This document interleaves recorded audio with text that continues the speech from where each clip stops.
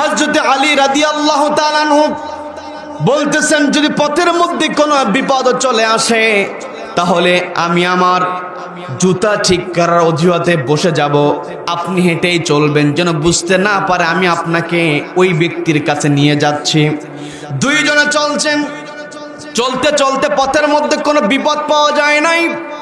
একটা পর্যায়ে আবু যর গিফারি রাদিয়াল্লাহু তাআলা আনহু আলী রাদিয়াল্লাহু তাআলা আনহুর সঙ্গে গিয়ে নবীজির সামনে উপস্থিত হয়ে গেলেন।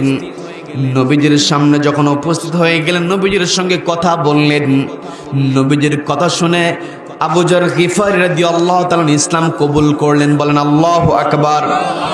এই যে আবু যর গিফারি রাদিয়াল্লাহু তাআলা ইসলাম কবুল করলেন, তার ভিতরে সত্যের আকাঙ্ক্ষা ছিল। আমার আপনার ভিতরে সত্যের আকাঙ্ক্ষা থাকতে হবে। আমার আপনার জীবনটাকে এমন ভাবে সাজাতে হবে, আমার আপনার জীবনটা হবে একমাত্র কার জন্য নিবেদিত? সবাইকে বলতে হবে কার জন্য নিবেদিত?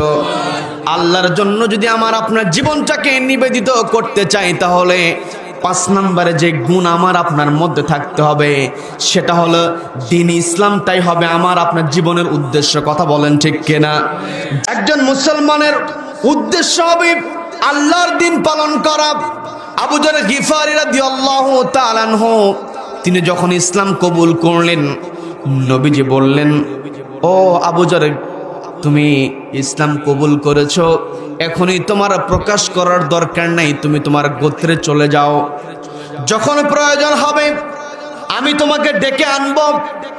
আবু যর গিফারি রাদিয়াল্লাহু তাআলা নবীজির সঙ্গে সাক্ষাৎ করে তিনি যখন বের হয়ে গেলেন, নবীজির কাছ থেকে বিদায় নিয়েছেন।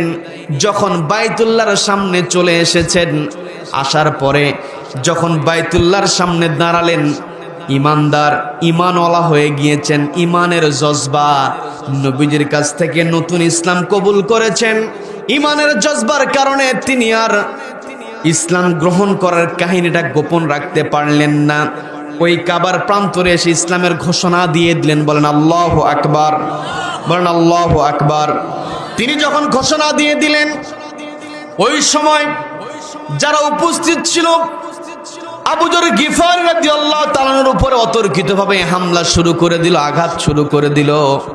আবু যর গিফারি রাদিয়াল্লাহু তাআলাকে যখন রক্তাক্ত করে দেওয়া হলো, রক্তাক্ত হয়েছিলেন, কিন্তু তিনি ইসলাম ছেড়েছিলেন নাকি? তিনি ইসলাম ছাড়েন নাই। কারণ তার চিন্তা ছিল আখিরাতের চিন্তা। ইসলামের জন্য যদি দুনিয়াতে আমি কষ্ট করতে পারি, আপনি কষ্ট করতে পারেন, দুনিয়াতে ইসলামের জন্য কষ্ট করবেন, আখিরাতে আমাকে আপনাকে সুখের মধ্যে রাখবেন কে? এই জন্য মুমিনের বৈশিষ্ট্য বা আখিরাত কেন্দ্রিক চিন্তা মুমিনের বৈশিষ্ট্য। মুমিন আখিরাত নিয়ে চিন্তা করবে। আবু যর গিফারি রাদিয়াল্লাহু তাআলাকে যখন আঘাত করা হচ্ছে, রক্তাক্ত হয়েছেন, আব্বাস রাদিয়াল্লাহু তাআলা নবীজির চাচা, তিনি দৌড়ে আসলেন। ওই মক্কার যার লিডার ছিল, যারা আঘাত করতেছিল, তাদেরকে বলতেছে, কাকে আঘাত করছো? এই গিফার গোত্রের পাশ দিয়ে তোমাদের ব্যবসায়িক কাফেলা যাবে। এই ব্যক্তিকে যে আঘাত করছো, এই ব্যক্তির ওই গোত্রের লোকেরা যদি খেপে যায়, রেগে যায়, তাহলে তোমাদের ব্যবসা করতে পারবে না। এই কথা বলার পরে আঘাত বন্ধ হয়েছে। আবু যর গিফারি রাদিয়াল্লাহু তাআলা আনহু সেই দিন অবস্থান করেছেন। পরের দিন আবার তিনি ঘোষণা দিয়েছেন। আল্লাহর একত্ববাদের ঘোষণা যখন দিয়ে দিলেন, পুরো আক্রমণ হলো। আবারও পরের দিন আব্বাস রাদিয়াল্লাহু তাআলা নবীজির চাচা, তিনি ইসলাম কবুল করছিলেন না তখন। তারপরও তিনি আবু যর গিফারি রাদিয়াল্লাহু তাআলা আনহুকে হামলা থেকে বাঁচিয়ে দিয়ে বললেন, তুমি তোমার গোত্রে চলে যাও। এই যে ইসলাম কবুল করেছেন, আঘাতপ্রাপ্ত হয়েছেন, আঘাতপ্রাপ্ত হয়েছেন, তবু ইসলাম ছাড়েন নাই। এই জন্য এই পৃথিবীতে আমি আপনি চলবো, আমার আপনার সামনে শয়তান ধোঁকা দেবে, দুনিয়ার লোভ আমাকে আপনাকে শয়তান দেখাবে, দুনিয়ার চাকচিক্যের মধ্যে আমাকে আপনাকে ফেলার চেষ্টা করবে, কিন্তু দুনিয়ার লোভ, দুনিয়ার চাকচিক্যে বিভোর হওয়া যাবে না। আখিরাত নিয়ে চিন্তা করতে হবে। কথা বলেন ঠিক কিনা? আমরা যদি প্রকৃত মুসলিম হতে চাই, তাহলে আমার আপনার 1 নম্বরে যেই গুণ অর্জন করতে হবে, আমি আপনি যদি সৃষ্টির সেরা মানুষ হিসেবে আল্লাহ আমাকে আপনাকে যে সম্মান দিয়েছেন, এই সম্মান যদি আমি আপনি ধরে রাখতে চাই, 1 নম্বর গুণ হতে হবে ইসলামের যথার্থ জ্ঞান অর্জন করতে হবে, কারণ আল্লাহ কোরআনটা অবতীর্ণ করেছেন, বলেছেন ইকরা, পড়ো। যথার্থ জ্ঞান অর্জন করতে হবে। 2 নাম্বার যে বৈশিষ্ট্য আমার আপনার থাকতে হবে সেটা হচ্ছে ইসলামের প্রতি অবিচল বিশ্বাস, অর্থাৎ ইসলামের যে বিধান আছে এই বিধানটাকে পরিপূর্ণ বিশ্বাস করতে হবে, মনের মধ্যে কোনো সংশয় আনা যাবে না। এরপরে ইসলাম যেই কথা বলে এটা শুধু বিশ্বাস করলে হবে না, আমার আপনার কর্মে এটা বাস্তবায়ন করতে হবে।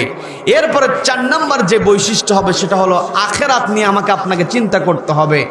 আখিরাত নিয়ে যখন আমি আপনি চিন্তা করব তখন আমার আপনার উদ্দেশ্য হবে একমাত্র ইসলাম, দিন ইসলাম ছাড়া অন্য কোনো উদ্দেশ্য আমার আপনার থাকতে পারে।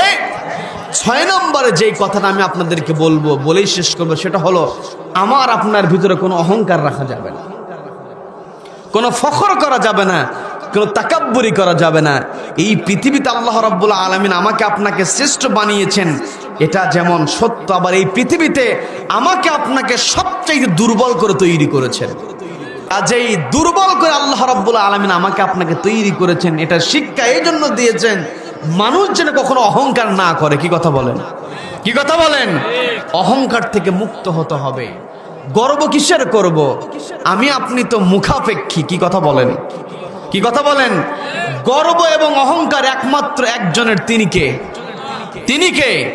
এই পৃথিবীতে যদি আমরা অহংকার মুক্ত, গর্ব মুক্ত হয়ে ইসলামের যথাযথ জ্ঞান অর্জন করে আল্লাহর প্রতি বিশ্বাস স্থাপন করে কোরআনকে মেনে নিয়ে বাস্তব জীবন বাস্তবায়ন করতে পারি, আখিরাতের চিন্তা নিয়ে যদি চলতে পারি, এই পৃথিবীতে আমিও সফল, আখিরাত আমাকে আপনাকে সফলতা দান করবেন কে দান করবেন?